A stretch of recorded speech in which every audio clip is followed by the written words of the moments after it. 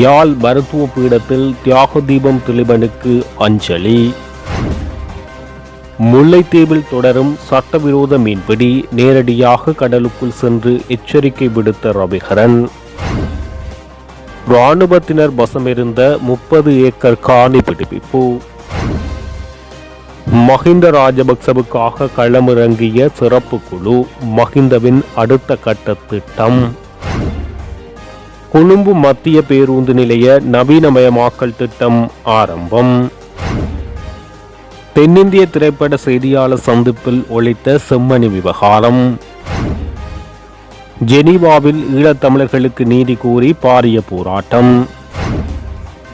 தமிழ் கட்சிகளின் கூக்குரலுக்கு அரசு அடிபணியாது, எச்சரிக்கும் நீதியமைச்சர். போதைப்பொருள் கொள்கலன்கள் விவகாரம் விசாரணைகளுக்கு தயாரென நாமல் சீற்றம். தொடர்பட விரிவான செய்திகள். நவராத்திரி விழா பாடசாலைகளில் நடைபெறுவதை கல்வி திணைக்களத்தை உறுதிப்படுத்துமாறு அகில இலங்கை இந்து மாமன்றம் கோரிக்கை விடுத்துள்ளது. குறித்த விடயம் தொடர்பில் அகில இலங்கை இந்து மாமன்றத்தின் உபதலைவர் கலாநிதி ஆர் திருமுருகன் தெரிவிக்கையில், அடுத்த வாரம் முதல் தொடங்கவுள்ள நவராத்திரி காலத்தில் தமிழ் பாடசாலை மாணவர்கள் முழுமையாக அந்த தினத்தை கொண்டாடுவதற்கு பாடசாலை அதிபர்கள், கல்வி திணைக்கள பணிப்பாளர்கள், கல்வி அமைச்சின் செயலாளர்கள் முழுமையான ஒத்துழைப்பை வழங்க வேண்டும். வருடம்தோறும் நடைபெறும் நவராத்திரி விழா கல்விக்குரிய விழா. அது மட்டுமன்றி மாணவர்களின் கலை ஆளுமையை வெளிப்படுத்தும் காலமாகும். எந்தவொரு மாணவரும் தனது ஆளுமையை வெளிப்படுத்த வேண்டிய அரிய சந்தர்ப்பமான நாள். கடந்த சில ஆண்டுகளாக நவராத்திரி காலத்தில் பரீட்சைகளும் வேறு விளையாட்டு போன்ற சில நிகழ்வுகளையும் கல்வி திணைக்களம் நடாத்தியமையால் பல பாடசாலைகளில் கடந்த சில ஆண்டுகளாக நவராத்திரி விழாக்கள் வழமை போன்று சீராக இடம்பெறவில்லை. நவராத்திரி விழாவானது சைவ தமிழ் மக்களுக்கு முக்கியமான விழா காலமாகும். குறிப்பாக இளைய தலைமுறையினர் பல்வேறு நிகழ்வுகளில் பங்கு பற்றி தமது ஆளுமைகளை வெளிப்படுத்தும் காலமாகும். எனவே இந்த காலத்தை பாடசாலைகளில் கொண்டாடுவதற்கு ஏற்பாடு செய்ய வேண்டும். எனவே இந்த விடயத்தை பாடசாலை அதிபர்கள், வலய கல்வி பணிப்பாளர்கள், கல்வி அமைச்சின் செயலாளர்கள் கவனத்தில் எடுத்து நவராத்திரி விழாக்கள் பாடசாலைகளில் நடைபெறுவதை உறுதிப்படுத்த வேண்டும் என தெரிவித்துள்ளார். யாழ்ப்பாண பல்கலைக்கழக மருத்துவ பீட வளாகத்தில் நேற்று மதியம் தியாக தீபம் திலீபனை நினைவேந்தல் பல்கலைக்கழக மாணவர்களால் அனுஷ்டிக்கப்பட்டது. தியாக தீபம் திலீபனின் உருவப்படத்துக்கு மலர் மாலை அணிவித்து மலர் தூவி அஞ்சலி செலுத்தியதுடன் பலரும் உணர்வுபூர்வமாக கலந்து கொண்டனர். வடக்கு கிழக்கு மாகாணங்களில் புதிதாக திட்டமிடப்படும் சிங்கள குடியேற்றங்களை தடுத்து நிறுத்த வேண்டும். சிறைகளில் வாடுகின்ற முகாம்களில் தடுத்து வைக்கப்பட்டுள்ள தமிழ் அரசியல் கைதிகள் விடுதலை செய்யப்பட வேண்டும். அவசர கால சட்டம் முழுமையாக நீக்கப்பட வேண்டும். ஊர்காவல் படையினருக்கு வழங்கப்பட்ட ஆயுதங்கள் முற்றாக களையப்பட வேண்டும். தமிழர் பிரதேசங்களில் புதிதாக போலீஸ் நிலையங்களை திறப்பதற்கு மேற்கொள்ளப்படும் நடவடிக்கைகள் முற்றாக நிறுத்தப்பட வேண்டும் என 5 அம்ச கோரிக்கைகளை முன்வைத்து தியாக தீபம் திலீபன் 15/9/1987 தொடக்கம் 26/9/1987 வரையான 12 நாட்கள் அகிம்சை வழியில் யாழ் நல்லூரில் நீராகாரம் அருந்தாமல் உண்ணாவிரத போராட்டம் நடாத்தி சாவை தழுவிக்கொண்டார். முல்லைத்தீவு கடற்பரப்பில் அத்துமீறிய சட்டவிரோத கடற்றொழில் செயற்பாடுகள் அதிகரித்து வருவதாக முல்லைத்தீவு மாவட்ட கடற்றொழிலாளர் சங்கங்களின் பிரதிநிதிகள் வன்னி மாவட்ட நாடாளுமன்ற உறுப்பினர் துரைராசா ரவிகரனிடம் முறையீடு செய்துள்ளனர். முல்லைத்தீவு கடற்தொழிலாளர் சங்கங்களின் பிரதிநிதிகளின் முறைப்பாட்டை அடுத்து பாராளுமன்ற உறுப்பினர் துரைராசா ரவிகரன் உடனடியாக கடற்தொழிலாளர்களுடன் கடலுக்குள் சென்று முல்லைத்தீவு கடற்பரப்பில் சட்டவிரோத செயற்பாடுகள் இடம்பெறுவதை நேரடியாக பார்வையிட்டதுடன் அவ்வாறு சட்டவிரோதமாக கடலில் செயற்பாடுகளில் ஈடுபடும் பலரையும் கடுமையாக எச்சரிக்கை விடுத்திருந்தார். குறிப்பாக கொக்குளாய் முகத்துவாரம் மற்றும் நாயாறு உள்ளிட்ட பகுதிகளில் அத்துமீறி தங்கியுள்ள நீர்கொழும்பு, சிலாபம், புத்தளம் மீனவர்களாலும் திருகோணமலை பகுதி மீனவர்களாலுமே இவ்வாறு மிக அதிகளவில் வெளிச்சம் பாய்ச்சி மீன்பிடித்தல் மற்றும் சுருக்குவலை உள்ளிட்ட சட்டவிரோத கடற்தொழில் செயற்பாடுகள் மேற்கொள்ளப்பட்டு வருகின்றன. அந்த வகையில் கடலில் இருந்து பார்வையிடும் கரையில் தெரியும் வெளிச்சத்தை விடவும் சட்டவிரோத வெளிச்சம் பாய்ச்சி மீன்பிடிக்கும் செயற்பாட்டில் ஈடுபடும் படகுகளின் வெளிச்சம் அதிகமாக தென்படுகிறது. அந்த அளவில் மிக அதிக அளவில் சட்டவிரோத வெளிச்சம் பாய்ச்சி மீன்பிடித்தல் செயற்பாடுகள் இடம்பெற்று வருகின்றன. இந்த நிலையில் இந்த நிலைமைகள் வன்னி மாவட்ட பாராளுமன்ற உறுப்பினர் துரைராசா ரவிகரன் அவர்களுக்கு நேரடியாக காண்பிக்கப்பட்ட நிலையில் முல்லைத்தீவு கடற்தொழிலாளர் சங்கங்களின் பிரதிநிதிகள் இவ்வாறான அதிகரித்த சட்டவிரோத கடற்தொழில் செயற்பாடுகளால் முல்லைத்தீவில் சட்டத்துக்குட்பட்டு கடற்தொழிலில் ஈடுபட்டு வரும் மீனவர்களால் கடற்தொழிலில் ஈடுபட முடியாத நிலை ஏற்பட்டுள்ளதாக சுட்டிக்காட்டினர். குறித்த சட்டவிரோத கடத்தொழில் செயற்பாடுகளுக்கு எதிராக பாராளுமன்றிலும் கடத்தொழில் அமைச்சின் ஆலோசனை கூட்டத்திலும் முல்லைத்தீவு மாவட்ட அபிவிருத்தி ஒருங்கிணைப்பு குழு கூட்டம், கடத்தொழிலாளர் அபிவிருத்தி ஒருங்கிணைப்பு குழு கூட்டங்களிலும் தொடர்ச்சியாக குரல் எழுப்பி வருவதை இதன்போது பாராளுமன்ற உறுப்பினர் சுட்டிக்காட்டினார். அத்தோடு இவ்வாறான சட்டவிரோத செயற்பாடுகள் தொடர்ந்து இடம்பெறுவதை கண்டிப்பதாகவும், இவ்வாறான ஆதாரப்படுத்தும் வகையில் சேகரிக்கப்பட்ட பல விடயங்களை உரிய இடங்களுக்கு கொண்டு சென்று இந்த சட்டவிரோத கடத்தொழில் செயற்பாடுகளை நிறுத்துவதற்குரிய செயற்பாடுகள் முன்னெடுக்கப்பட வேண்டும் என தெரிவித்தார். கிளிநொச்சி மாவட்டத்தில் படையினர் வசம் இருந்து 30 ஏக்கர் காணிகள் விடுவிக்கப்பட்டுள்ளன. கடந்த 2009ஆம் ஆண்டு முதல் படையினர் வசம் இருந்த தனியார் காணிகள் மற்றும் அரச காணிகள் கட்டம் கட்டமாக விடுவிக்கப்பட்டு வந்துள்ளன. இதன் தொடர்ச்சியாக கிளிநொச்சி மாவட்டத்தின் பூநகரி பிரதேச செயலாளர் பிரிவின் கீழ் உள்ள பொன்னாவளி கிராம அலுவலர் பிரிவில் உள்ள 7 ஏக்கர் காணிகள் இம்மாதம் 7ஆம் தேதி விடுவிக்கப்பட்டு பிரதேச செயலாளரிடம் கையளிக்கப்பட்டுள்ளன. இந்த காணிகள் தற்காலிகமாக மரமுந்திரிகை கூட்டுத்தாபனத்தின் பொறுப்பில் கையளிக்கப்பட்டுள்ளன. இதேபோன்று நல்லூர் கிராம அலுவலர் பிரிவில் உள்ள முட்கொம்பன் பகுதியில் இராணுவத்தினர் வசம் இருந்த 20 ஏக்கர் காணிகள் விடுவிக்கப்பட்டுள்ளன. அத்துடன் பச்சிலைப்பள்ளி பிரதேச செயலாளர் பிரிவின் கீழ் உள்ள இயக்கச்சி பகுதியில் இராணுவத்தினர் வசம் இருந்த தனியாருக்கு சொந்தமான 3 ஏக்கர் காணிகள் விடுவிக்கப்பட்டுள்ளன. கொழும்பில் மீண்டும் குடியேற முன்னாள் ஜனாதிபதி மஹிந்த ராஜபக்ச தீவிரமாக முயற்சித்து வருகிறார். எனினும் அவருக்கு பொருத்தமான வீடுகள் இதுவரை கிடைக்கவில்லை என தெரிவிக்கப்பட்டுள்ளது. கொழும்பின் முக்கிய பகுதிகளில் உள்ள 4 வீடுகள் தெரிவு செய்யப்பட்ட போதும் மஹிந்தவுக்கு பிடித்தமானதாக இருக்கவில்லை என தெரிவிக்கப்பட்டுள்ளது. இதன் காரணமாக மஹிந்தவின் கோரிக்கைக்கு ஏற்ற வகையில் வீடொன்றை கண்டுபிடிக்கும் முயற்சியில் சிறப்பு குழு ஒன்று களமிறங்கியுள்ளதாக தெரிவிக்கப்பட்டுள்ளது. இன்னும் மஹிந்த அரசியல் செயற்பாட்டில் உள்ளமையினால் பல ராஜதந்திரிகள் மற்றும் தூதுவர்களை அவர் சந்திக்க வேண்டியதால் அதற்கு பொருத்தமான வீடொன்றுக்கு தேடி வருவதாக ஸ்ரீலங்கா பொதுஜன பெரமுன கட்சியின் பொதுச் செயலாளர் சட்டத்தரணி சாகர காரியவசம் தெரிவித்துள்ளார். போதுமான மற்றும் பொருத்தமான உட்கட்டமைப்பு வசதிகள் உள்ள பகுதியில் ஒரு வீட்டை தேர்ந்தெடுப்பது எதிர்பார்ப்பு என அவர் குறிப்பிட்டுள்ளார். முன்னாள் ஜனாதிபதிக்கு ஏற்ற பொருத்தமான வீடு விரைவில் கண்டுபிடிக்கப்படும் என எதிர்பார்க்கப்படுவதாக சாகர காரியவசம் தெரிவித்துள்ளார். ஒரு சில குழுக்கள் ஆயுதங்களை கொண்டு மஹிந்த ராஜபக்சவை கொள்ளக்கூடிய அச்சுறுத்தல் உள்ளது. எனவே இலங்கை அரசால் அவர் பாதுகாக்கப்பட வேண்டும் என ஐக்கிய தேசிய கட்சியின் தவிசாளர் வஜிர அபிவர்த்தன தெரிவித்தார். இது தொடர்பில் ஊடகங்களிடம் அவர் மேலும் தெரிவிக்கையில், மறைந்த முன்னாள் ஜனாதிபதி ஜே.ஆர். ஜெயவர்தனவால் கொண்டுவரப்பட்ட 1978ஆம் ஆண்டு அரசியலமைப்பு அமெரிக்க மற்றும் பிரான்ஸ் அரசியலமைப்புகளை அடிப்படையாக கொண்டது. அதற்கமைய அமெரிக்காவில் ஜனாதிபதி ஒருவர் பதவி காலத்தின் பின்னர் முன்னாள் ஜனாதிபதி என அழைக்கப்படுவதில்லை. மாறாக அவர் உயிர் வாழும் வரை பதவி வகித்தல் மற்றும் அதன் பின்னரான நிலைமை ஆகிய இரண்டும் மாத்திரமே காணப்பட்டது. எமது நாட்டின் அரசியலமைப்புக்கமைய ஜனாதிபதியின் பதவி காலத்துக்கு பிறகு அவர்களின் வாழ்வு பாதுகாக்கப்பட வேண்டும். ஏனெனில் அவர்கள் நாட்டுக்காக முக்கியமான முடிவுகளை எடுத்துள்ளனர்.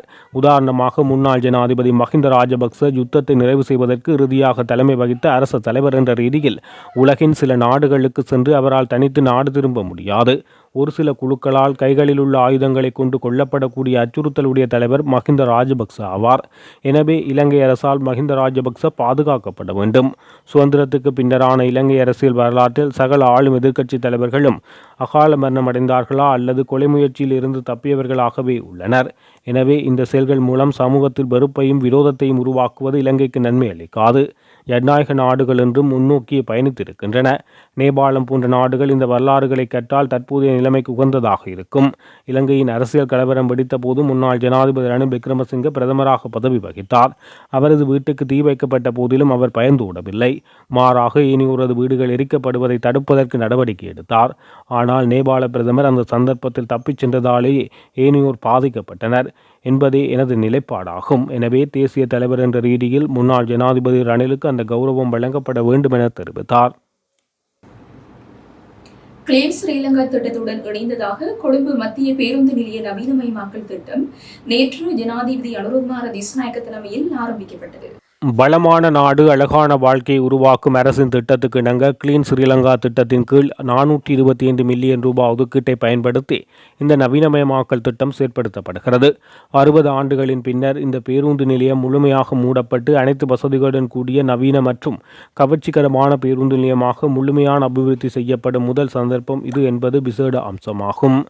இலங்கை விமானப்படையின் நேரடி ஆளணி பங்களிப்பு மற்றும் கொழும்பு மாநகர சபை, இலங்கை மின்சார சபை, தேசிய நீர்வளங்கள் மற்றும் வடிகாலமைப்பு சபை, வீதி அபிவிருத்தி அதிகார சபை மற்றும் நகர அபிவிருத்தி அதிகார சபை உள்ளிட்ட ஏனைய தொடர்புடைய நிறுவனங்களின் பங்களிப்பு மற்றும் ஒத்துழைப்புடன் இது செயற்படுத்தப்படுகிறது. அதே நேரத்தில் தேசிய புத்திஜீவிகள் அமைப்பு உள்ளிட்ட அமைப்புகளும் இதில் தன்னார்வமாக பங்கேற்றன. இந்த திட்டம் 2026 ஏப்ரல் மாதத்தில் சிங்கள தமிழ் புத்தாண்டுக்கு முன்னர் நிறைவு செய்ய திட்டமிடப்பட்டுள்ளது. இந்த நிகழ்வில் உரையாற்றிய போக்குவரத்து, நெடுஞ்சாலை, துறைமுகம் மற்றும் சிவில் விமான சேவை அமைச்சர் பிமல் ரத்நாயக்க பொது போக்குவரத்தை வலுப்படுத்தாமல் ஒரு நாடு வளர்ச்சியடைய முடியாது என்று கூறினார். பொது போக்குவரத்து என்பது ஒரு நாட்டின் பொருளாதார செயல்முறையின் முக்கிய பகுதியாகும் என்பதை சுட்டிக்காட்டிய அமைச்சர், மக்களுக்கு வசதியான மற்றும் குறைந்த செலவுள்ள பொது போக்குவரத்து சேவையை வழங்குவதன் மூலம் நாட்டின் பொருளாதார அபிவிருத்தி இலக்குகளை அடைவதை விரைவுபடுத்த முடியும் என அவர் தெரிவித்தார். நினைவு பலகையை திறந்து வைத்து கொழும்பு மத்திய பேருந்து நிலையத்தின் புனரமைப்பு பணிகளை தொடங்கி வைத்த ஜனாதிபதி அனுரகுமார திசாநாயக்க அந்த வளாகத்தை சுற்றி பார்வையிட்டார். செம்மணி படுகொலை கொடூரமே இன்று அவர்களுக்கு எதிராக வெளியே வந்து கொண்டிருக்கிறது என தென்னிந்திய பிரபல இயக்குநரும் தமிழ் பேரரசு கட்சியின் நிறுவனருமாகிய கௌதமன் தெரிவித்துள்ளார். படையாண்ட மாவீரா திரைப்படத்தின் செய்தியாளர் சந்திப்பு அண்மையில் சென்னையில் நடைபெற்றது. அந்த திரைப்படத்தின் இயக்குநரின் நடிகருமான கௌதமன் அதில் கலந்து கொண்டு உரையாற்றும் போது இதனை தெரிவித்தார். அறம் கொண்ட எதையும் இந்த மண்ணில் வீழ்த்த முடியாது. சில காலம் மறைக்கலாம், ஆனால் அது மறுபடியும் எழுந்து வரும், கீழடி போல. 20 வருடங்களுக்கு முன்னர் ஆயிரக்கணக்கானவர்களை புதைத்த செம்மணி மண்ணில் இன்று சிங்களவர்களும் வந்து ஆய்வு செய்து தினம் தினம் தோண்டி எடுக்கின்றனர். பிறந்த குழந்தையின் கழுத்தில் கால்கட்டை விரலை வைத்து அழுத்தும் போது அந்த குழந்தை கத்துவதை ரசிப்பது என்பது என்ன மனநிலை? என் தாய்க்கும் தாய்மொழிக்கும் சமமான தேசிய தலைவர் வேலுப்பிள்ளை பிரபாகரன் அறமாக ஆண்ட அந்த மண்ணில் நடந்த அந்த கொடூரமே இன்று அவர்களுக்கு எதிராக வெளியே வந்து கொண்டிருக்கின்றது என தெரிவித்தார். ஜெனீவாவில் இலங்கையின் இனப்படுகொலைக்கு நீதி மற்றும் சர்வதேச பொறுப்பு குரலுக்கு கோரிக்கைகளை முன்வைத்து பாரிய போராட்டம் ஒன்று முன்னெடுக்கப்பட்டுள்ளது. குறித்த பாரிய மக்கள் பேரணி நேற்று சுவிட்சர்லாந்து ஜெனீவாவில் நடைபெற்றது. நடைபெற்றுக் கொண்டிருக்கும் ஐக்கிய நாடுகள் மனித உரிமை பேரவையின் 60வது அமர்வின் கவனத்தை ஈர்க்கும் வகையில் இந்த பேரணி ஏற்பாடு செய்யப்பட்டது. தமிழ் தேசத்துக்கு எதிராக இனப்படுகொலையை நடத்தியதற்காக இலங்கையை சர்வதேச குற்றவியல் நீதிமன்றத்துக்கு பரிந்துரைக்குமாறு சர்வதேச சமூகத்தை வலியுறுத்துவதற்காக நூற்றுக்கணக்கான தமிழர்கள் இந்த பேரணியில் பங்கேற்பதாக தெரிவிக்கப்பட்டது. இவ்வாறான நிலையில் சர்வதேச விசாரணை வேண்டுமென தமிழ் கட்சிகள் இங்கிருந்து அல்ல ஜெனீவா சென்று கூக்குரலிட்டாலும் அதற்கு மது அரசு அடிபணியாது என நீதியமைச்சர் தெரிவித்துள்ளார். சர்வதேச விசாரணை வேண்டும் என்று தமிழ் கட்சிகள் எங்கிருந்தல்ல ஜெனீவா சென்று கூக்குரலிட்டாலும் அதற்கு எமது அரசு அடிபணியாது என்று நீதியமைச்சர் ஹர்ஷன நாணயக்காக தெரிவித்துள்ளார். இலங்கையில் இடம்பெற்ற மனித உரிமை மீறல்கள் மற்றும் போர்க்குற்றங்கள் பாதிக்கப்பட்ட மக்களுக்கு உள்ளக விசாரணை மூலம் நீதி வழங்க தேசிய மக்கள் சக்தி அரசு நடவடிக்கை எடுக்கும் என நீதியமைச்சர் குறிப்பிட்டார்.